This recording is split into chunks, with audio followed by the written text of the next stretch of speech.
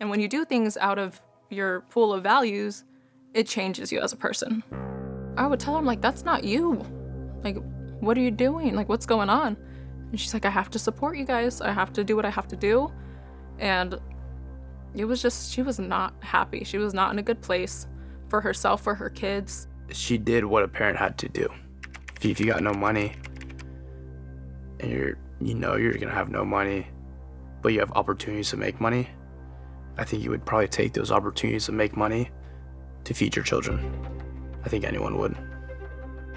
I did notice that she wasn't very happy with certain stuff of her life. After I did that video, we had gone to Target, Elijah and I. On the way home, someone was following us home, and I was really afraid. I was really becoming, like, scared that that was a stalker, and we don't know if they have a gun or... The person followed us to my driveway and had their headlights right behind me. And Elijah's like, don't get out of the... I'm like, I know. I'm not gonna get out of the car. I don't know what to do. We waited in the car. It was locked the doors for a while.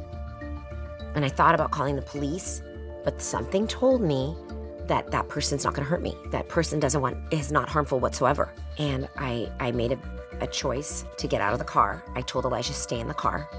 And he's like, don't go out, Mom. Don't go out there. What are you doing?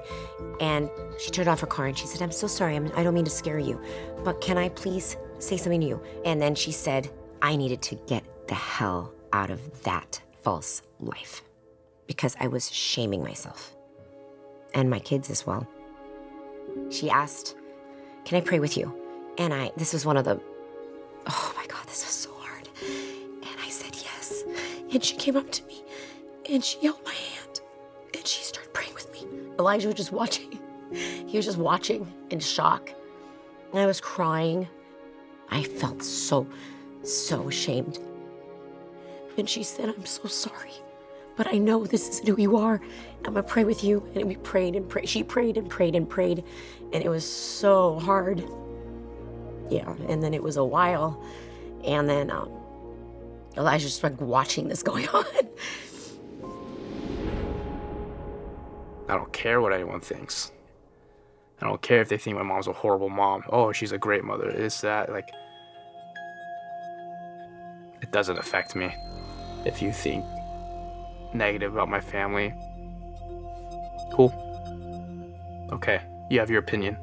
You can think negative of my mom. You can think negative of my family. Doesn't affect me. It's just so upsetting, even now, knowing what she went through. There was a point in my life where I was ashamed. I was angry at my mom for what she did or what she was doing at the time. Huge reason why I wouldn't open up to anyone about who I was or who my family was. I didn't really talk about who my mom was or my family, or I really didn't say much because I knew once I opened that can of worms, the questions would keep rolling in and they wouldn't stop. The one question that I hate that teachers ask, tell us how many siblings you have. Sometimes, if I'm being honest, I would just lie. Like, 4. After that video, that's when they started, not wanting to go to school. And I didn't really fight them too much. I didn't want to force them to go and be humiliated at school. So I let them take off. So I was so ashamed of myself.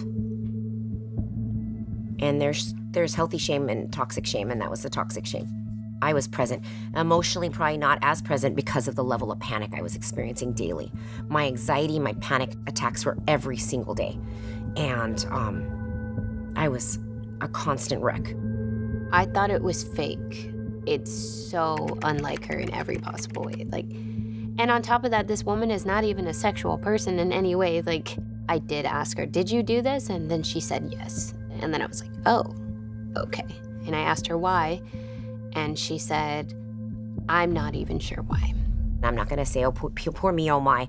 No one put a gun to my head and said, you have to do this. I take accountability for making that desperate choice. That's all it was, really, a desperate choice.